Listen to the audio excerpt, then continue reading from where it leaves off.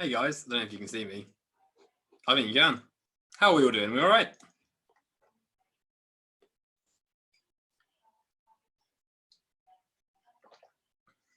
Yes? No? The guy that does biology reminds me of the guy on BuzzFeed where they taste food at different prices. Are you talking about me at the moment? Hi there. So hang on, I got here and I saw that Jacob has been doing loads of biology today, and I'm very impressed. I feel like starting Monday by doing loads of biology is always a lovely thing to be doing. So congratulations. Equally, Kelsey, excellent. Those of you doing English, nah, sack that off, I reckon. But everyone else, very good. Yeah, how are we all doing though? Everyone good? Only one person's two people said hello to me. That's depressing, but thank you. Yeah, hi guys. What were we saying? We're all tired. Yeah, how are you all doing? How were your weekends? Did anyone do anything remotely interesting? I'm really intrigued what you guys are actually managing to get up to.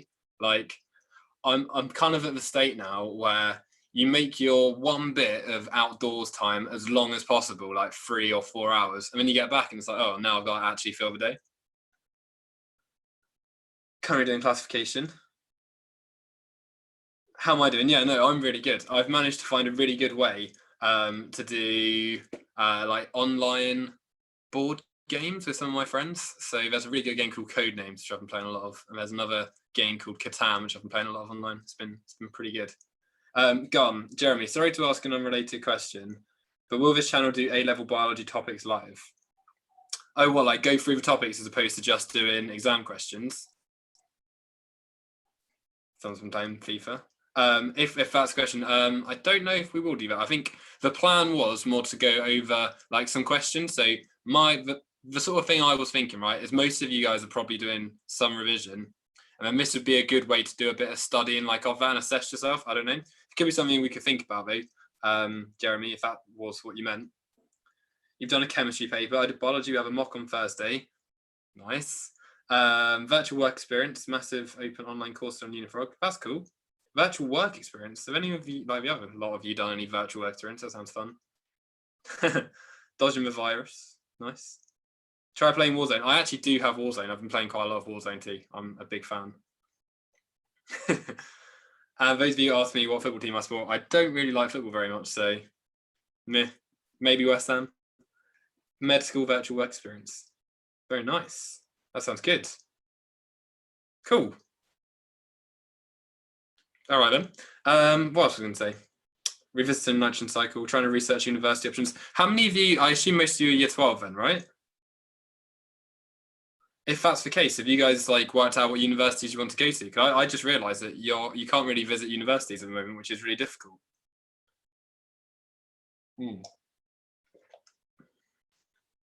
Nice. Yeah, do a biology degree. That's definitely should be certain. Durham and York are both very good universities.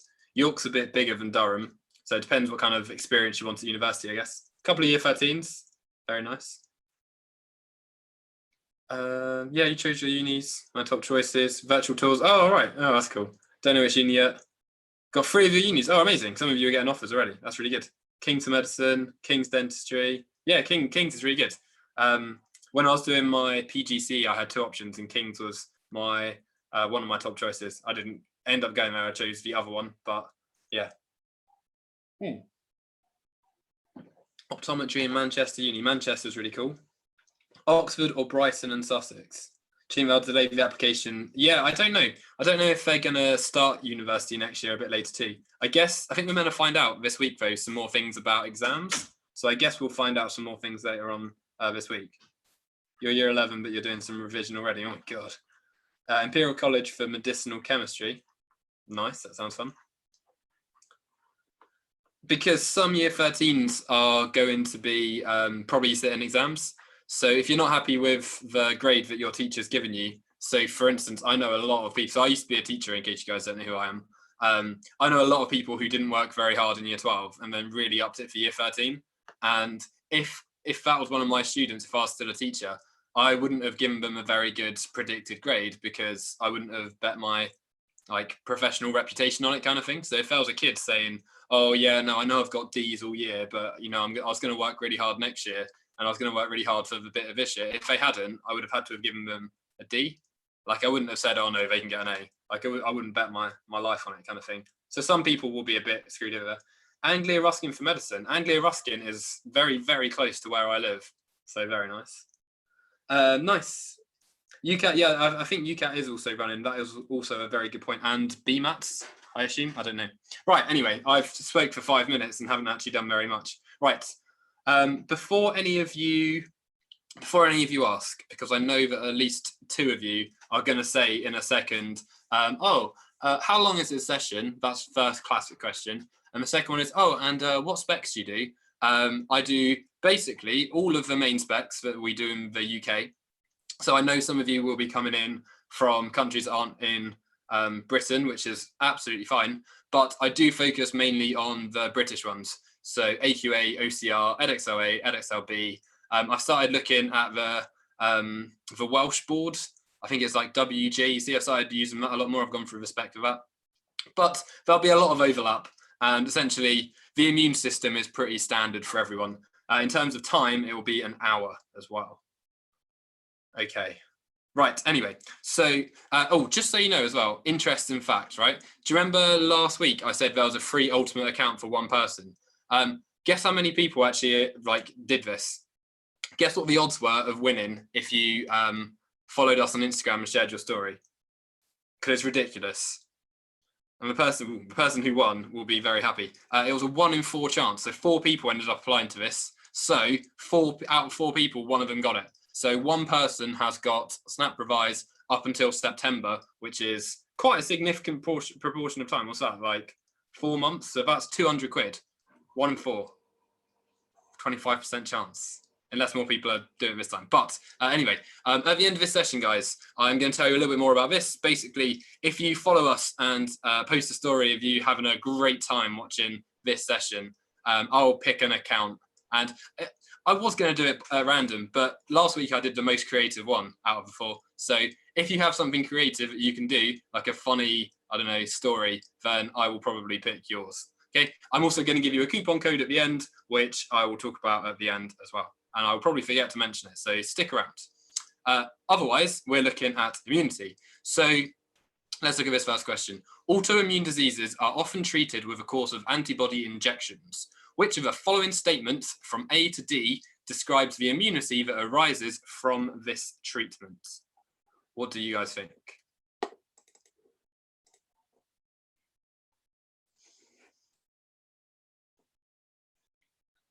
So we've got active natural, active artificial, passive natural, passive artificial. So B's and D's so far.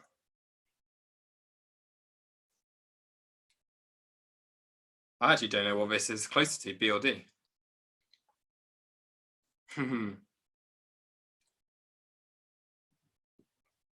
Is this a year 13 topic? Good point. So basically for OCR, this is a year 13 topic. For AQA, it's a year 12 topic.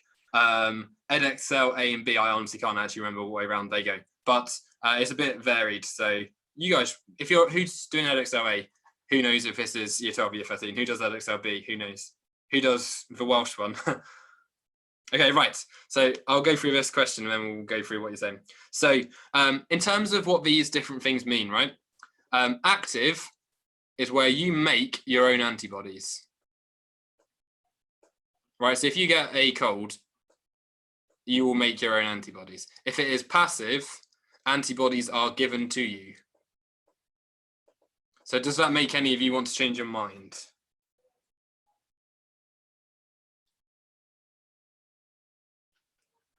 Yeah, definitely. If you're doing OCR, definitely stick around because it will probably help with some of it.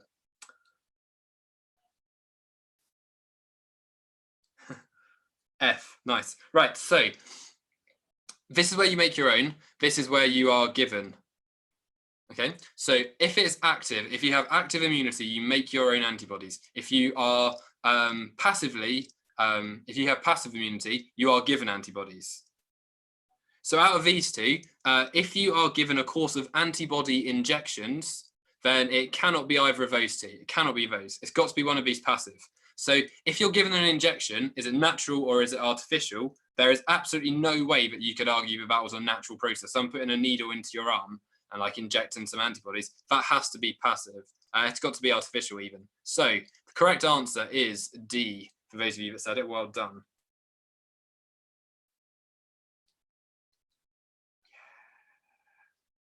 Cool. Yeah, so passive artificial is when you have antibodies. What is passive natural immunity? Does anyone know? Missimi and Namrata, feel free to just talk amongst yourselves as well, by the way. Good. What about your mother, Kang? You are right. Breastfeeding. Very good. Right. So that is from breastfeeding. So this is why lots of women choose to breastfeed, because firstly, it's cheap. Secondly, it also gives your child immunity. Okay. It doesn't matter what you choose to do if you want to breastfeed or not, but that is the main advantage. Which of the following types of cell is not involved in a primary immune response? Colostrum, indeed. Yeah, which of these is not involved in a primary immune response? So T memory, T helper, T killer, otherwise known as cytotoxic T cells, or plasma cells.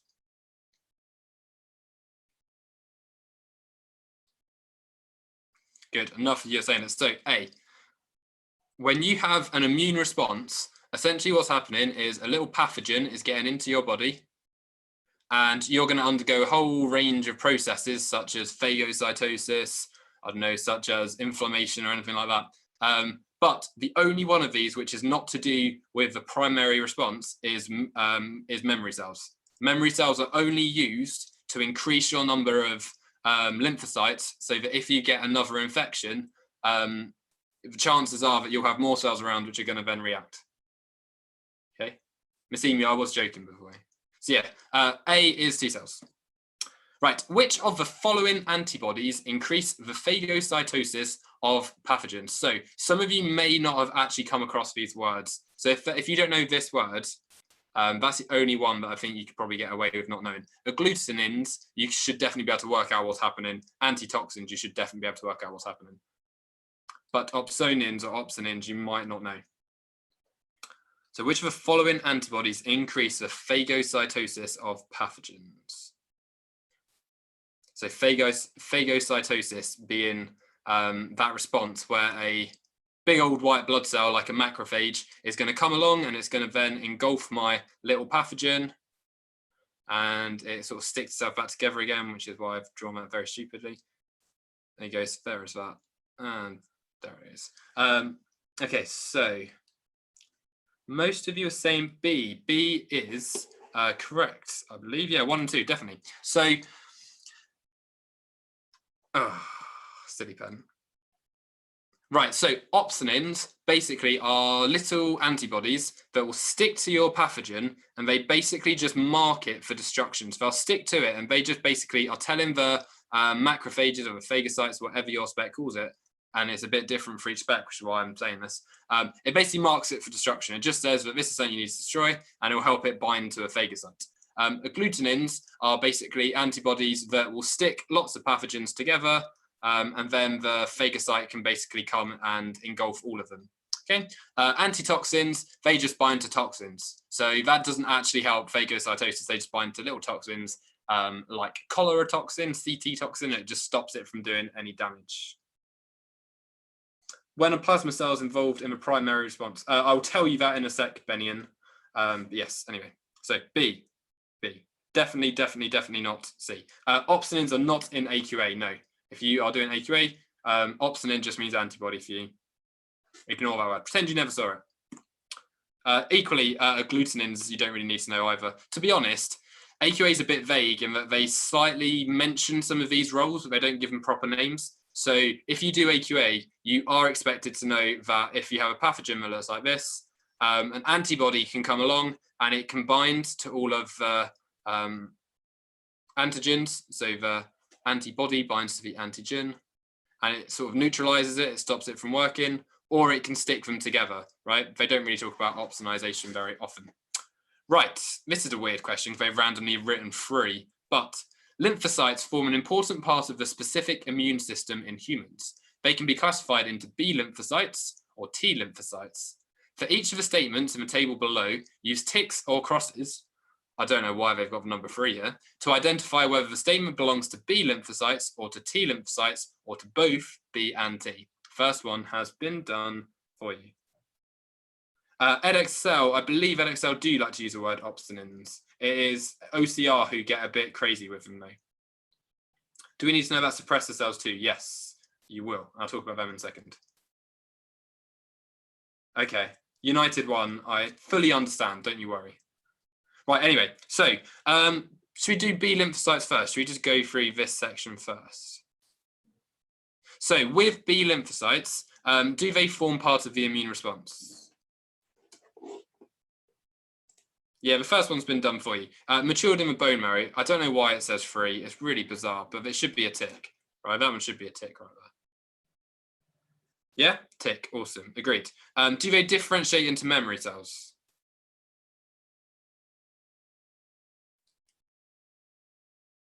Yeah, agreed. Do they produce chemicals that cause the lysis of infected cells?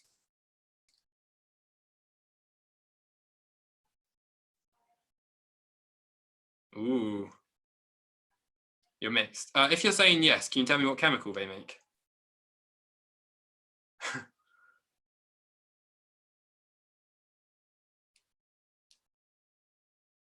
That's because you can't. It is no.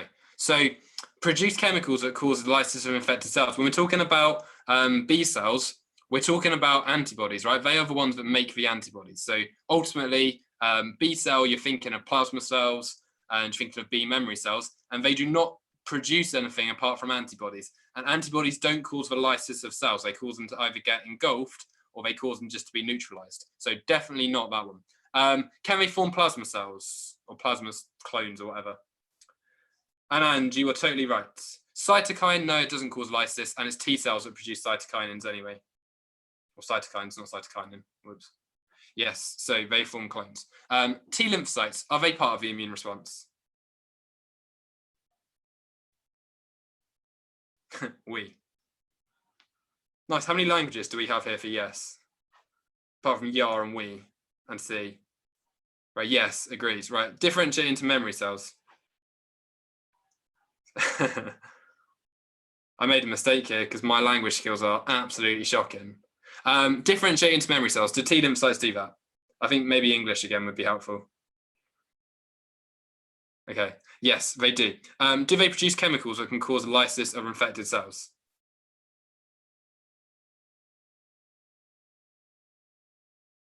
I'm going for the majority of what you're saying. Yes, good. Right, what is the substance that cytotoxic T cells or natural killer cells produce? What is the substance they produce? Not cytokines. Perforin, good. They produce something called perforin, which will basically cause a hole to form in the membrane. So they produce something called perforin. It causes a hole to form in the cell's membrane and the, I don't know, the pathogen's membrane. And it basically causes a load of water to move in, causing osmotic lysis. That is AQA, yes. Okay. Do they form plasma cells?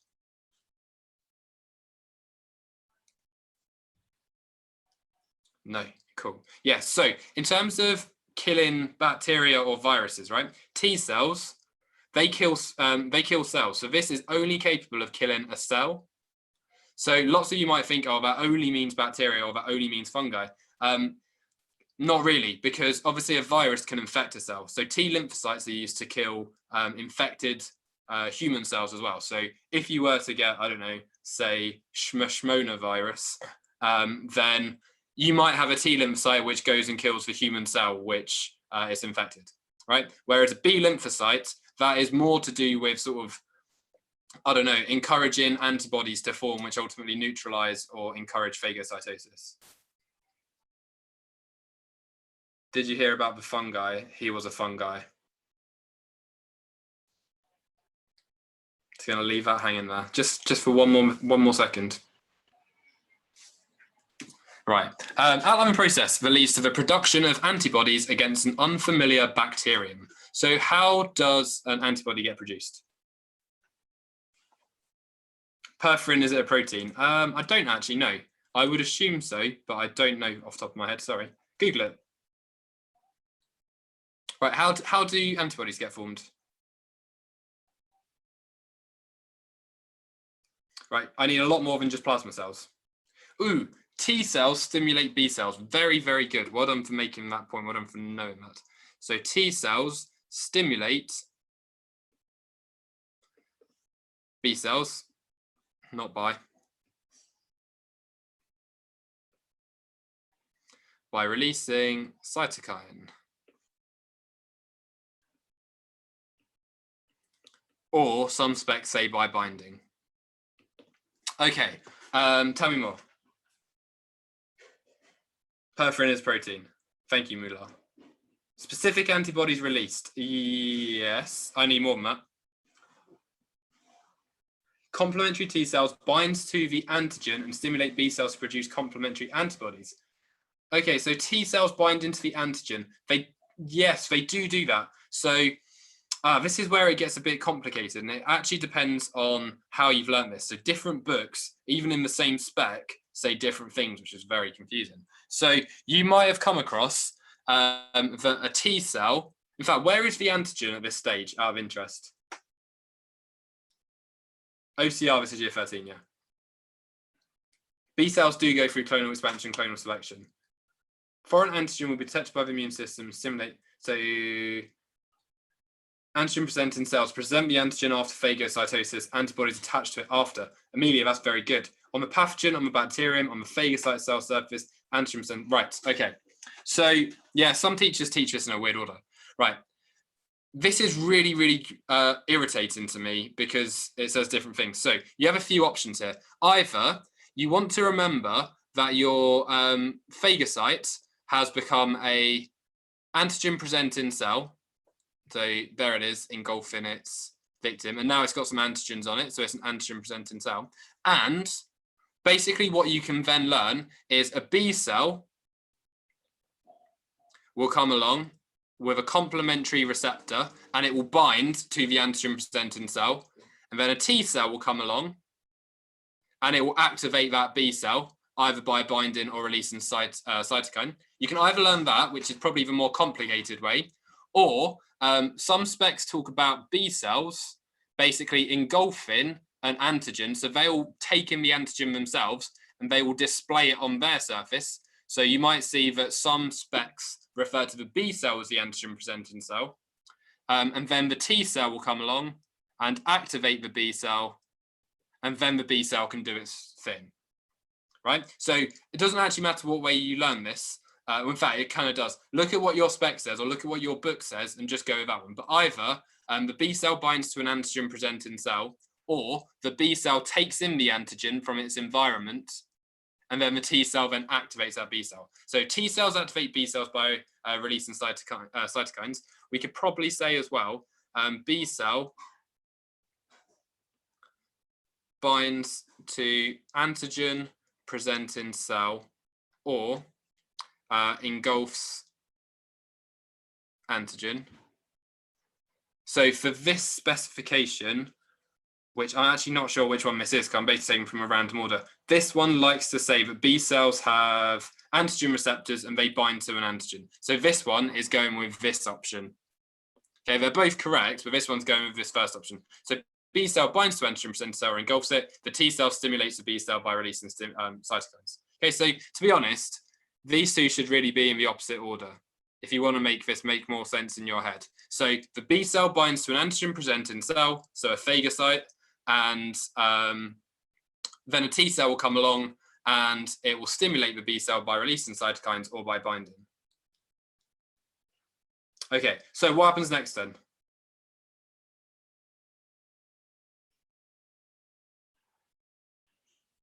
Oh, and clonal selection, clonal expansion. So some of you have said that. So as soon as the T cell stimulates the B cell, right, that's what ultimately causes clonal expansion. That's what causes it to start undergoing mitosis, for those of you that know it.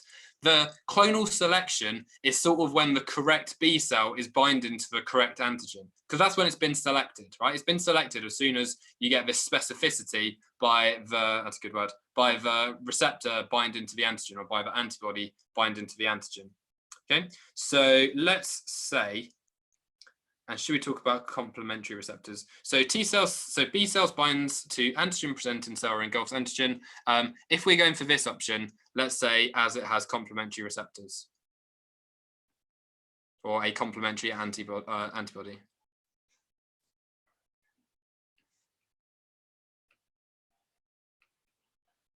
Okay. Okay, so let's say clonal expansion follows.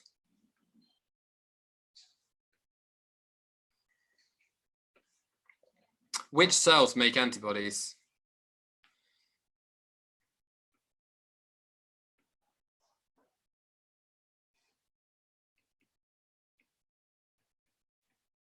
Good. So mitosis occurs. Interleukins are basically another word for cytokines, by the way. If you Google interleukin, you'll see there are blooming loads of them, and they're all cytokines. So clonal expansion follows. Mitosis occurs, producing plasma cells,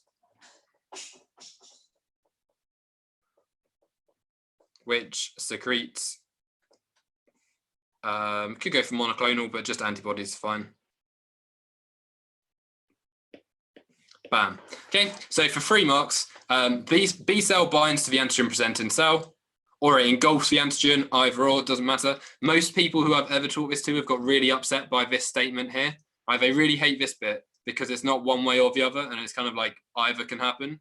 So on the whole, I wouldn't worry too much about this first bit. Just choose one of them, right? And whatever one your book says. Then you have to know that T cell stimulates B cells. You have to know that. Right, and that is your sort of example of when clonal expansion is about to happen, because it's chosen the right one, so that's the selection part. And then clonal expansion is when mitosis occurs, which produces plasma cells, which make antibodies. Okay, as well as this, memory cells are made too, right? And you don't get B helper cells, you just get B memory cells being made. But the question is only asking us about antibodies, so no need to worry about plasma cells. Yeah, there was an idea a few years ago, actually, that the different A-level specifications were going to merge together. But as you can probably guess, that didn't happen. Then where does T helper cells come from? So this one specifically is a T helper cell. So that is a good point, actually. So it is the T helper cell which will activate, in both cases, the B cell. Nope, T helper cells are not toxic. Cytotoxic or natural killer T cells are toxic. T helper cells are just your everyday, they're like, I don't know, they're like the postman cell. They basically just run around delivering messages like activate yourself, right? I don't know. That's a terrible analogy. They're just the guys that go around and help out, as their name suggests. Oh, you're saying the example is toxic. Okay. No, yeah, you are totally right. Yeah, I agree. I'll just stop talking now. Yes, cytotoxic T cells are the same as killer T cells or natural killer T cells. What triggers them into T killer cells? That's when they bind to the antigen first. So if a T helper binds to the antigen, it will trigger it to undergo cell expansion, so clonal expansion, and it produces T killer cells, T memory cells, and T regulator cells. You actually get B regulator cells as well, I found out earlier. Who knew? Anyway, so antibodies are important biological molecules. Geez, look at that, 7 marks. Describe the structure of antibodies and how it allows them to perform their function. You can actually get marks on this question for drawing a diagram if you wanted to here. So, yeah, what is how do antibodies do their job? What do they have? Okay, so yeah, they are essentially a big Y shape, aren't they? Right? So they look a bit like that. Although that's actually very misleading as to what they look like. They look like that. Right, so they have a variable region, 4 polypeptide chains, hinge region, constant region, disulfide bridges. Good, right, tell me what all of these things do then. That. Why in my head have I forgotten what an antibody looks like? So it's got the 2 bits. Then are there 2 bits that side and that side? That doesn't make sense. Bear with me, my brain has become stupid temporarily. In fact, I have a book here.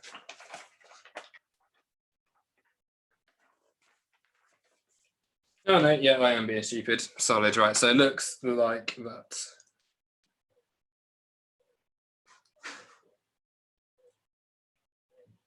So these guys are on the outside, like that. And then you've got your disulfide bridges here, here, here. Okay, sorry. Thank you. So hinge region allows flexibility binding to two antigens at a time. Yes. Variable region is, oh, I missed that. Variable region is complementary to an antigen, gives you complementary. Specific to an antigen, degree in biology indeed. How many years have I been doing biology? Many years. 4 polypeptide chains, light chains, heavy chains. Constant allows for phagocytosis. Why does the constant allow for phagocytosis? The light chain is variable because of tertiary structure. No, not the light chain is variable. That is not quite right. Disulfide bridges hold the polypeptide chains together. Do we need to know how the structure helps the function for AQA? Yes. Antibodies are an immunoglobulin protein. They have 2 antigen binding sites for helping to clump pathogens together. Hinge regions for movement of an antibody. Yes, we need to tell me why, Amelia. Specific binding site for the specific antigen. Light chains are underneath. How old am I? That's a weird question. 26 a month ago. How many molecules? Not answering that. There's constant. Right, okay. Let's go through it then. So this bit at the top is what bit?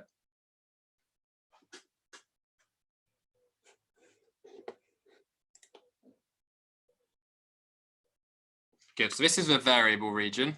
Variable because it can basically is different for every antibody. Right, so we'd need to say variable region. That'd get you a mark. You'd also need to mention that this allows it to be specific or complementary to just one antigen. 2 marks.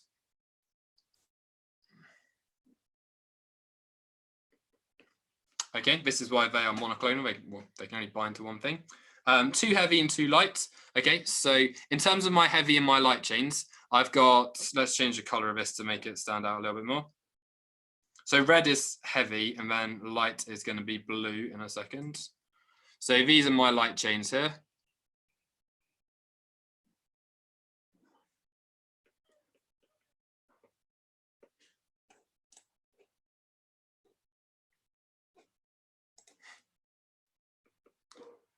I was about to write red. This is heavy.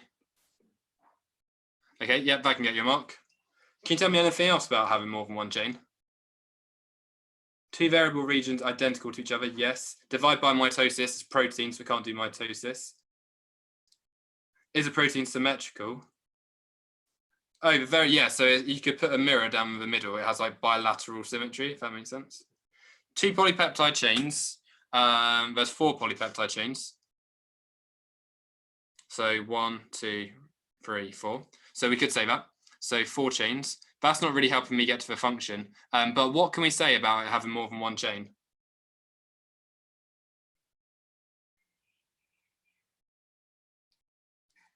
They are globular. Yeah, okay. So describe how the structure of an antibody allows them to form their function. I do like that. Globular, therefore what? Good, quaternary structure, yeah. 4 chains, it's got a quaternary structure. You can get a mark for saying that. Well done. Someone mentioned globular. Good, globular means it's soluble. Why does it be insoluble help?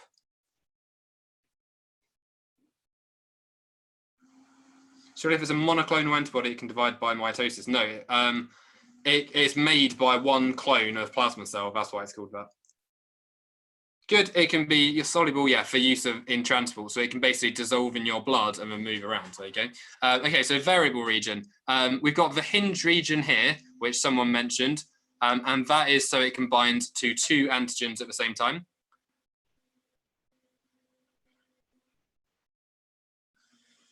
You might be able to hear a blender slightly whirring away in the background. I apologize again. So it binds to 2 antigens at the same time.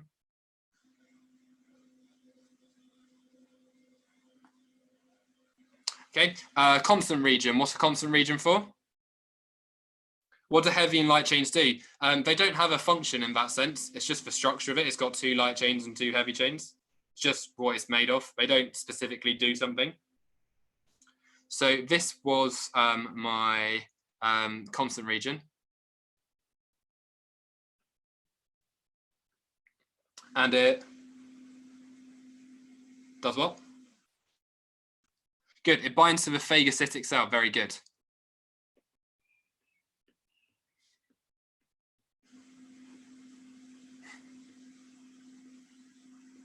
It's really irritating.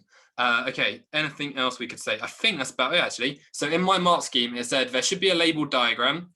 2 heavy and light chains should be labeled. All disulfide bridges, we can mention. They are there to hold my chains together. So that is their sole purpose. It holds the chains together. There is a variable region which binds to the antigen, which we said. There is a constant region which binds to the phagocyte, or it binds to the B cell. And there is a hinge region which allows some flexibility to allow the two parts of the antibody to bind to 2 antigens at the same time, and it's got a quaternary structure. How would you know to draw the diagram? If you get a question like this, where you're being specifically asked to talk about the structure of a antibody, I would tend to just do that because it's going to make your life easier, right? If you get asked to, yeah, the pencil could feasibly be telling you that as well. But if you get a question in biology, quite often a diagram can say considerably more than what words could say. So that's how I would know. How many marks for labeling the antibody? So well, there's 7 marks in total. So 1, 2, 3, 4, 5, 6, 7. There's 7 points written down here. So you sort of need to have a bit of everything, really. So you probably get 1 or 2 for having a nicely labeled diagram. Yeah, basically IgG is one type of immunoglobulin, one type of antibody. IgM is different. So Google what they look like and you'll see that antibodies don't always look like this. Some of them look a bit different. I think IgM is a huge one. So either IgM or IgH.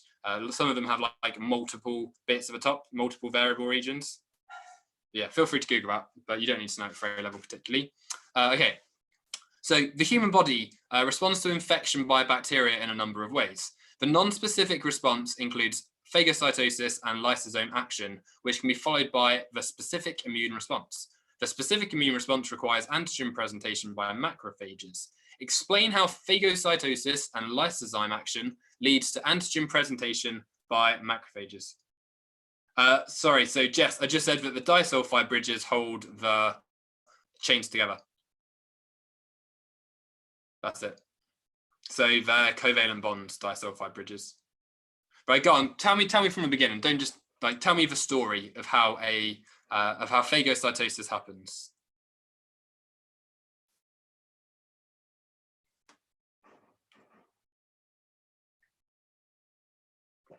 And then Rata, you wouldn't actually get any marks for that.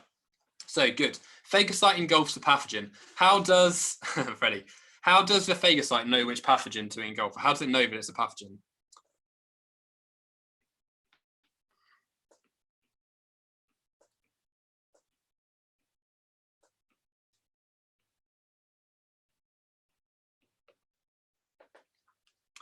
Attaches to a receptor. Yeah, exactly. So the macrophage engulf the phagocyte? I don't think so. So there will be some way that it can recognize it as being foreign or as being non-self. Yeah. So the phagocyte engulfs the pathogen because it will have some antigen on it which the phagocyte recognizes as not being self. So if phagocyte engulfs the pathogen, it will actually bind to it a little bit first, right? It also, there are things called chemoattractants that attract it over. But for the sake of this, the phagocyte engulfs the pathogen, and we could say which has non-self antigens or something like that,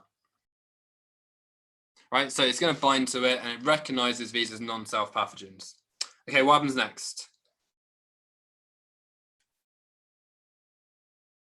There it is, getting engulfed.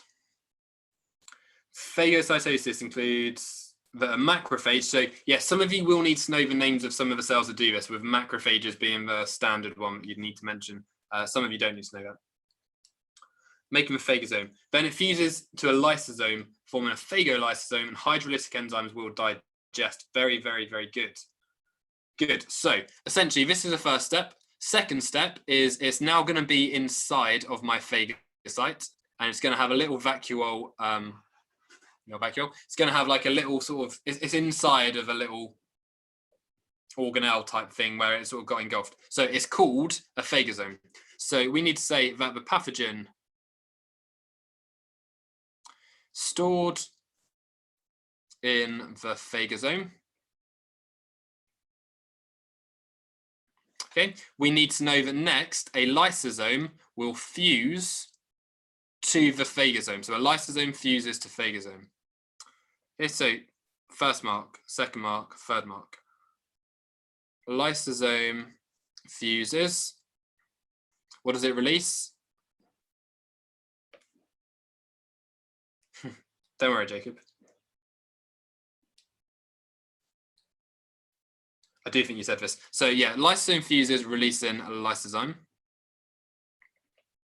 And then finally, well, not finally, we want to say that the pathogen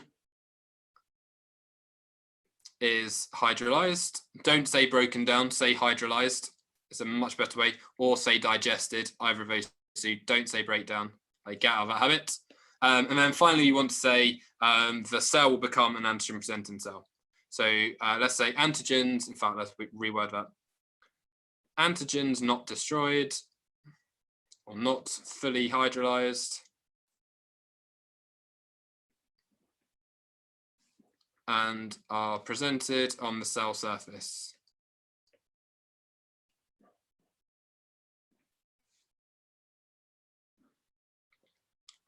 So yeah, you could talk about the major histocompatibility complex if you wanted, but some specs don't need it. Basically, that's what's going to attach it to your surface of your cell. So Thalia, I don't know how to pronounce your name. You'd be right to say it. If you've come across that in your spec, then yes, mention that that is important in holding the antigens in place. Okay, very good. Yeah, if you wanted to say antigens move to the cell surface membrane, that would be good. So presented on the cell surface membrane. So try not to say just membrane here as well, because membrane's a bit ambiguous. Cell surface membrane is much better. Okay, distinguish the structure of a bacteria and a virus. Easy.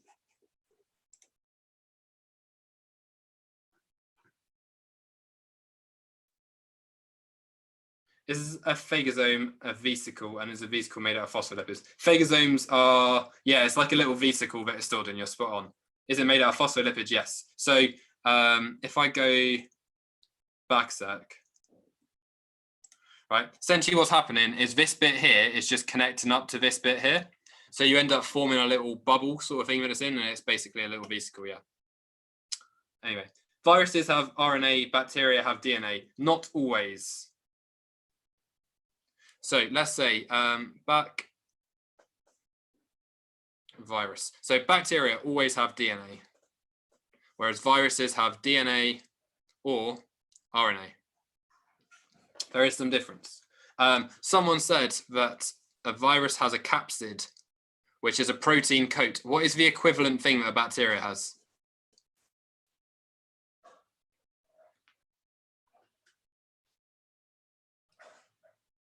Capsule, very good. So a slime coat. Cell wall, good. So bacteria have a cell wall. So a murine cell wall or peptidoglycan versus, I don't know, no cell wall. There you go, that'll do. Other things you could have said then is you could have said that the DNA in a bacteria is circular, in a virus it is linear. You could say that plasmids are in bacteria, viruses don't have plasmids. You could say bacteria can reproduce by themselves by binary fission, viruses need a host. Maureen in the cell wall, murine. Yeah, reverse transcriptase, they could arguably both have that, to be fair. It'd probably be more likely in a virus, but bacteria could feasibly have them. I wouldn't know for a fact that they all don't, so I probably wouldn't say that. Cool.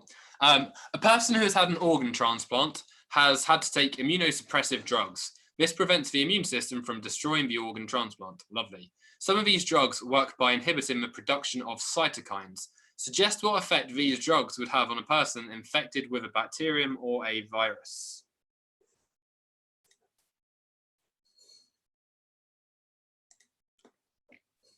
So if you don't have cytokines, why are they important, cytokines? What's going to happen to this person if they're infected?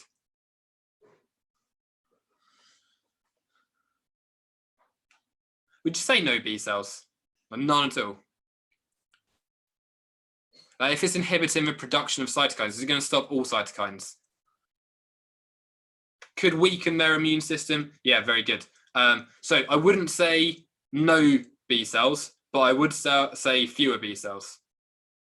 T cells can still detect them. T cells just can't do anything about it, right? But T cell can still bind. It just can't make cytokines. So someone said, and this is a first mark, weaker, right? In biology, instead of saying none or no or weak or whatever, always put ER at the end. So not with no, obviously no doesn't make any sense, but weaker immune system or less or fewer or whatever. So weaker immune system, right? The markers are really pedantic about you saying none, because it's almost never the case that it's none. Immune response, sorry. Okay, so we want to say, here's a good example, fewer cytokines released by T cells, specifically T helper cells. What do T helper cells do? Good, so fewer B cells stimulated, very good.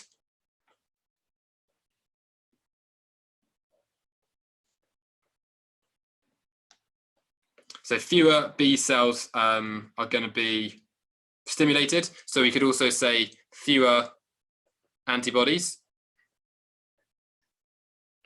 What else do T cells do?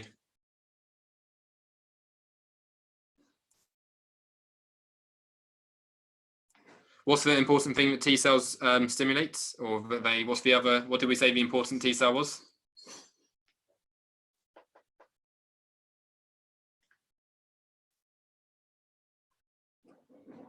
Good. Fewer killer cells. If you want to know when you use fewer and less, by the way, you use fewer when there's an actual number. So if you could literally count that there were like fewer T killer cells, that's when you say fewer. If you say less, it's when you can't count the number. So I don't know, it's less sunny today. You wouldn't say it's fewer sunny, it's less sunny because there's no number associated. But with a thing like a cell, you can count it. I do more than just science, I do English too. Fewer T killer cells activated. Yep, lovely. And then we want to say something like person may not recover or something. Person may not recover. Delightful. Okay, so that's pretty much it. So the drug prevents organ rejection, but this is the side effect. Exactly, yeah. So you won't reject your kidney that you've now got, but the common cold could kill you. I can read it out with a mask scheme, yeah. Immune response weaker. Cytokines, fewer cytokines released from T helper cells.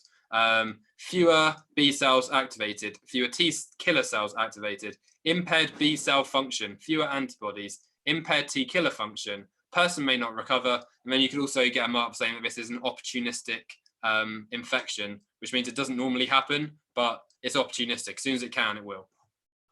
Awesome. Right. How many more have I got? I might have time to do just these last two. I might not do the last one, which is AQA only. So vaccines protect against diseases. Explain how. How does a vaccine protect you?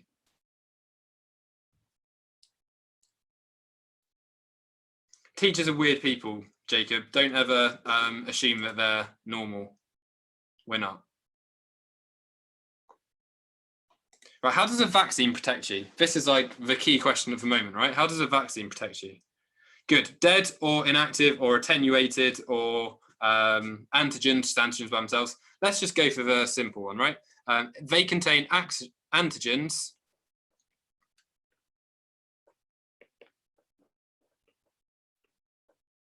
which are injected. Right, what happens next?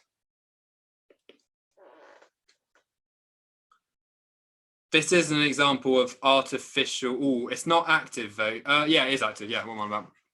It's artificial active immunity. Why do antibodies get made? Good, so we could say, let's go quickly through it. So phagocytosis, if it's a dead one anyway. So phagocytosis followed by B cells binding, followed by T cells activating. Okay, so I now have a activated B cell. Which ones are important?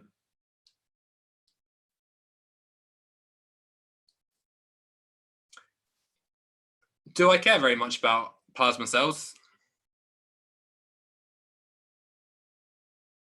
Plasma cells, I don't care about. In a vaccine, I don't need to kill it because it doesn't do any harm anyway because it's dead, right? Or it's just an antigen. So we want to say B memory cells are produced. Why does that reduce the chances of you getting the disease next time? Yeah, T cells, well, no, the B cell will bind to the antigen presenting phagocyte, and then the T cell will bind to the B cell, which activates it. You remember the antigen. See, this is my problem. I don't like that you remember the antigen. Why is there a faster reaction? Why is there a quicker response? Why can they differentiate faster? Why? No need for phagocytosis, that is true. Antigens in blood, memory cells present, that's it. Good, well done. B memory cells are produced, right? And we want to say you will increase your number. So B cells are produced in a huge quantity. Right, so let's say the first time you come across a disease, let's say that you've only got like one B cell, right? In your whole body, you've got one B cell, which is complementary. It's going to take a long time for that to move around your circulatory system before it gets to the right place. Okay, if you've already been injected with it, your number of B cells are going to massively increase. So you're going to have absolutely loads of B memory cells all over the place. So let's say there was one cell to begin with. If now you've got 5, which is obviously nowhere near what it would be, you'd have far more than that, then the chances of your B cell moving towards that virus at the right time is massively increased. So if you've got more B cells, what are your B cells going to do?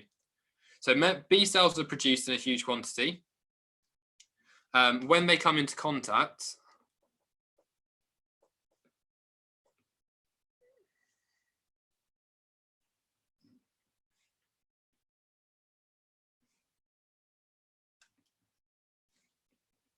so when one of these comes into contact with a virus or a bacteria or whatever it is, what's going to happen? They create, yeah, good. So when they come into contact with a virus, we can say plasma cells are made.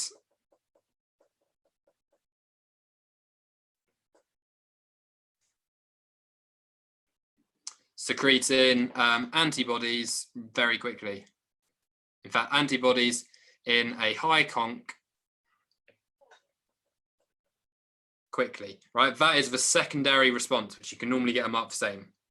Although you don't get it here, unfortunately. So rapid production of antibodies, and then antibodies will destroy the bacteria. So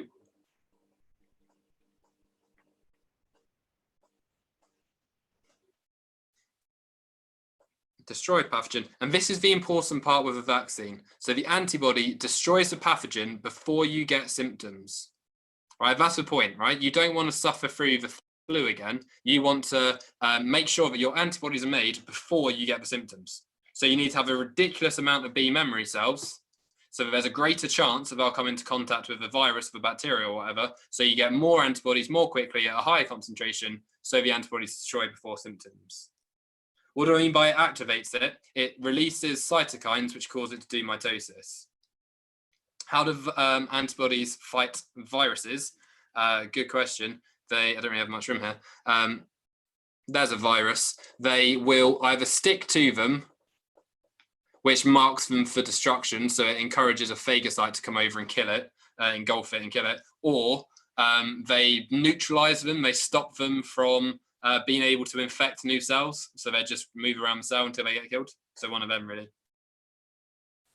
Is the secondary response the same as humoral? No, humoral response is the response of B cells, either the first time or the second time. The secondary response is the response that we've just spoken about when you start off with memory cells. So secondary response is when you make antibodies quickly at a high concentration. The humoral response is the response that involves B cells. The cellular response involves just T cells. What's the next episode about? I don't actually remember. Right. Do I have time for one more? Probably not. Oh, go on. We'll do one last one because I like you guys. So give 2 ways that pathogens can cause disease. How does a pathogen actually cause disease? This is such a good question because so many people don't know this. How does a pathogen actually cause a disease? I know, Kang. I know. That's the kind of guy I am. Good. So they release toxins. That is a good answer. Ugh. So cholera, for instance, releases toxin, which causes horrific diarrhea, which kills you. Can you imagine dying because of diarrhea? Shocking. Or what's it do to cells? What's it do? It kills cells. So they infect cells and it causes the cell to die. Final question. Putting bee honey on a cut kills bacteria. Honey contains a high concentration of sugar. Use your knowledge of water potential to suggest how putting honey on a cut kills bacteria. I know that vets do this with dogs sometimes. You put they get a really bad cut and you put a load of honey on it and it kills any bacteria. Nope. Honey does not have toxins in, it's just got sugar in it. It does cause osmotic lysis. Why? Ooh, not quite. It doesn't cause osmotic lysis, actually. I'm talking nonsense. It causes water movement. So here is a cell. Here is a big old bit of honey with loads of sugar in it. Water's going to move what way? Diffuse out of the cell. Good. So water is going to osmose out of the cell, right? Because sugar has a very, very low water potential. So sugar has lower water potential than cell. Water osmoses out. What is water used for in a bacteria?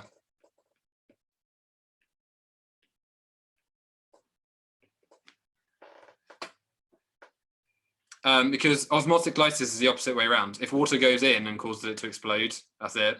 Why do you need water? Give me one reason why you need water for this last mark. Good, for cell metabolism. For hydrolysis.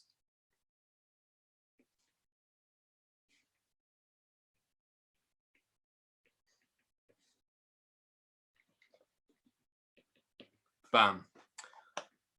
Not respiration, they need it for water, photosynthesis as well, but a bacteria doesn't necessarily do photosynthesis. They make water in respiration, don't they? Right, guys.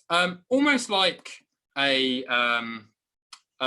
vaccine and almost like a bacteria, you'll find in life that lots of things are trying to bring you down. Right, so bacteria are trying to get to you, viruses are trying to get to you, fungi are trying to get to you, maybe plasmodium is trying to get to you, right?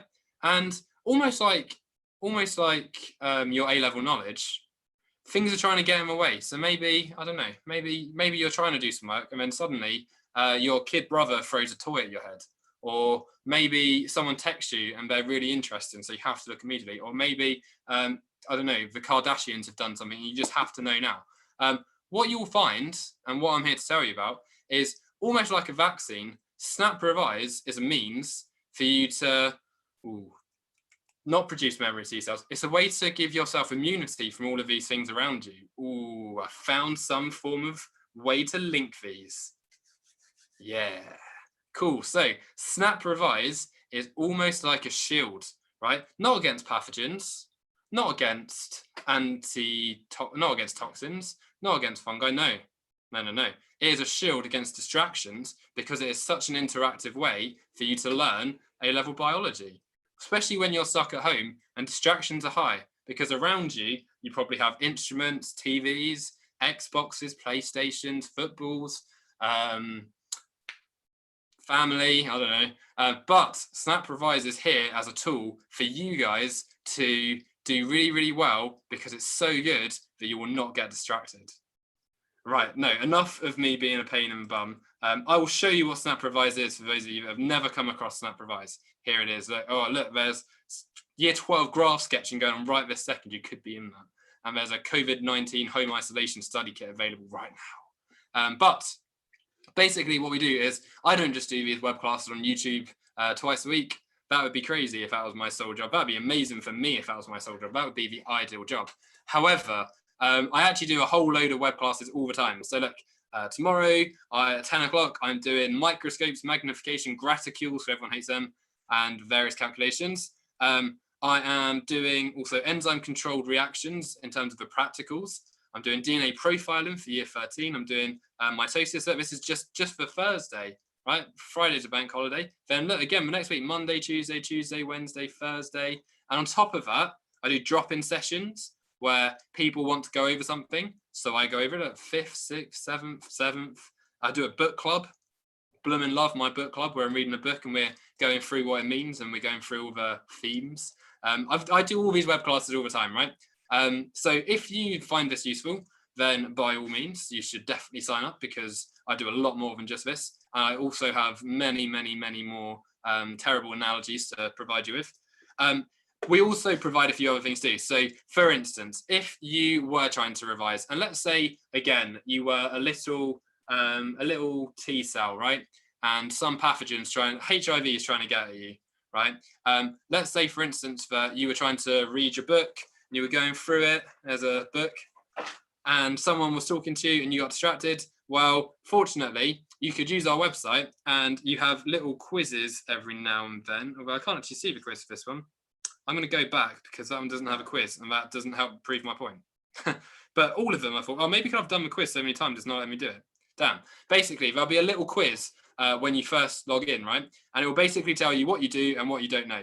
I don't know where that's actually got to, but it was somewhere. And essentially, if you don't know anything, it makes it pop up in orange, so that it then gives you the videos that you can watch, so you can actually start making sure you do know stuff. So some bloke will go through the video. You'll then have a few others. You can then do a second quiz. So starting from the beginning, I might see what I know about the chemistry of life, and I might find that I still don't know anything, that maybe I didn't do as well as I thought I would have done. And then I could maybe go back. But then we've got exam questions that you could do. So here is here's an exam question, which someone will go through, and I'll talk through the answer with you, which is hugely helpful, having someone actually explain it. And if that wasn't enough, you could then go onto an exam pack, and you could basically work your way through these questions too. And there are solutions to every problem, telling you how you get your marks. And you could write, oh yeah, I got it now. And what else could I say?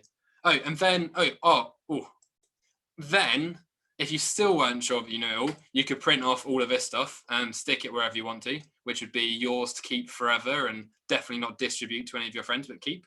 And then let's say that, like a pathogen, you were swimming around trying to infect things, and you were trying to get as much as you could for your money. Well, you could then ask me a question if you didn't know. So this person's asked me what phosphorus is, which is a bit of an interesting question, or someone else has asked me something else, and I can just write my answer to you. So if there was something you were stuck on, I could just be your man to just answer your question straight away and get all of that done.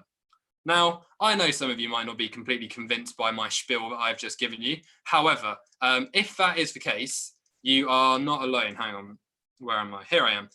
If you are not convinced, right, basically just come along to our YouTube videos because they're free, right? If there is nothing else you want, or nothing else that you think you're going to get, then at the very least, just make sure you're doing some work over this time at home, right? If you're in year 12 and you've got exams in the next year, just make sure you're still coming to these things, just to make sure you're not falling behind, right? If you're year 13, just to stay fresh, you might as well carry on, because you've literally got nothing to lose. So if I haven't convinced you to sign up, fair enough. But here are some things that you can come and watch, just to make sure that you are still basically staying ahead of everything. One last little thing that I was going to mention, and I'll answer any questions that you've got in a second if you have any. There you all are again. Oh yeah, if you want £10 off, here is your £10 off code. So if you use this code, immune10, you'll get £10 off. And the Instagram thing. So last time, I swear on my entire life, right, we had 4 people who posted a picture, literally just a screenshot. They put it on their story for like 24 hours. They followed us, and then one of them got £200 worth of Snap Revise. So if you want to, tag us at Snap Revise on your story of you like doing something cool, I don't know, to this video, or doing something fun, and I'll probably pick you, right? If you do something genuinely that makes me laugh, you are likely for me to pick you. And then you'll get like, I don't know, 4 months or 3 months or whatever it is of like tuition from me, which will be nice. I'll get to know someone else. Prices, good question for prices. So I think it works out where we have like a package system, and I'm sure my man behind the laptop will send you the packages. But essentially what it is you can pay, I think it's like £10, I believe, or something like that, which will give you like the basic access. So I'll load it up. In fact, no, I won't. It's going to take too long. Basically, if you want just the videos, I think that's like the basic package. If you want the videos and to be able to talk to a tutor, and you want to have the quizzes and the exam questions, that's like the pro package. I think that one, oh, there you go, someone has sent you your plans. I think the pro package is a little bit more expensive. That one is £30 a month, which I know sounds a lot, but £30 a month really isn't for all of this stuff. And the final most expensive one is £49.99 a month, which includes all the web classes I do. And I know that you're thinking that is a crazy amount of money, and I totally empathize. But, and here's a big but, right? I'm doing like 48 hours a week, I think. 48 hours of web classes, sorry, a month. And what's that working out at? Like, I don't know, like £1 per lesson? Like, I'm pretty sure if any of you are going to university, I got told in my first ever lecture by this horrible lecturer, who I don't want to name because just in case he's watching, because I reckon he watches these videos, just to keep up on his old students. He's told us that based on the price of uni and based on the number of lectures that you have if you do science, each lecture will cost you about 50 quid. 50 quid for one lecture. So it's like, if you ever miss a lecture, just think about you getting £50 just throwing it down the toilet. That's what he told us. So you are honestly not spending as much money as you think you are. I know it sounds like a lot, and I know it is a lot, but based on how much you get for it, I genuinely think it's worth it for those of you who feel like you need like just a little bit more help, or just to make sure you don't fall behind or whatever. But obviously it is your choice. With the per subject, it doesn't quite work out per subject, because if you sign up to more than one, you get a discount. So if you were to sign up, say you were doing like 4 GCSEs, biology, chemistry, physics and maths, you get money off for every subject you sign up to. So yeah, it kind of works out where you can get some money off in that sense. Is it useful for A2? It depends. I don't know how to pronounce your name, Tarka. Basically, it comes down to what you think is likely. So if you think your school are going to give you a really, really, really good grade, then you probably don't need to, right? Because you're going to get given your predicted grade of A star or whatever, and then you'll get into whatever university you want to. If you think your school might give you a bit of a, like, I don't know, a less than ideal grade, which could be the difference between you going to university or not, then you're probably going to choose to resit, right? And if you're going to choose to resit, then more help is going to be a benefit, in my mind. Why is actual good education always so costly financially? I don't know. I think we just get used to school being free, don't we? Like, I don't know. As soon as you pay taxes, it will feel less free, if I'm honest. But you just get used to it. Education is so expensive. Like, how much is university now? Like $9.5 grand, something like that. It's insane. Like, it's just really expensive. Do I cover OCR? Yes. Yeah, of course we cover OCR. So we do all of the big boys. So we do AQA, OCR, EdXL A, EdXL B. I am working on building up my EduCast, the Welsh one. Is it 9,000? I swear it's not 9,000. I swear it was 9,250 at the very least, unless it's gone down. So can't believe it used to be free. Yeah, that is the tragic thing. So when all of the politicians, or when lots of the politicians, I should say, were the age that you are, university was free. Which makes you think, doesn't it? So it used to be £3 grand. I was the first year, so I went to uni in 2012. I was the first year where it went up to £9 grand. So my brother, who is 2 years older, paid £3 grand. I paid £9 grand. Oh, you're just guessing. Okay. Yeah, I think Oxford and Cambridge, basically some universities can charge more than others. So if you were a very bad university, feasibly it'd be cheaper, but lots of them charge the same price anyway. Which uni did I go to? I went to Southampton, so University of Southampton for my undergrad, and then UCL for my like postgrad stuff, for my teacher training bits. They're both very good universities. I very much enjoyed them. But yeah, any other questions, guys? Otherwise, I'm probably gonna head soon.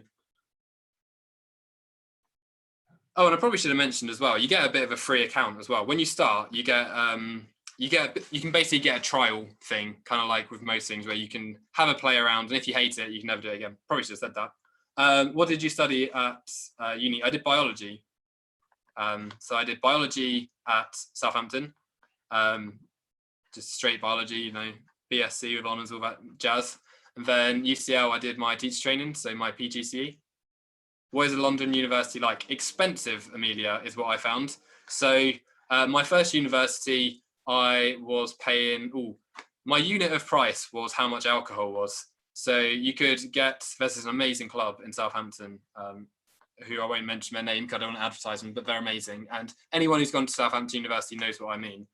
They used to charge 50p per pint on a Monday, best thing ever. Whereas on in London, at my university bar, I think it was like £4.50, which was like the cheapest that I found in London. So financially, it hurt. Going to London hurts you financially, as do universities like Bristol, which are very expensive to live in. Exeter is very expensive to live in. Edinburgh is very expensive to live in. Manchester's becoming expensive to live in. Yes. No worries, guys. I'm more than happy to help you with whatever you want. Anyone else is good? Any bullies? Did I have any bullies when I was at university? No, unfortunately. All the bullies didn't get to university because, I don't know, they were too busy bullying people. Sorry, me make tea. Oli is the bully. There you go. I don't know. Right, have a lovely rest of your day, guys, and I will catch up with you on Wednesday. Don't forget to do the Instagram thing, because literally, why not? You might get a free account for a bit. I'm looking forward to seeing some funny ones than last time. The best one last time wasn't the best. Like, I feel like Natalie, who it was, could have done better, but it was good nonetheless. Right, have a great day, guys. I will catch you later on. Adios.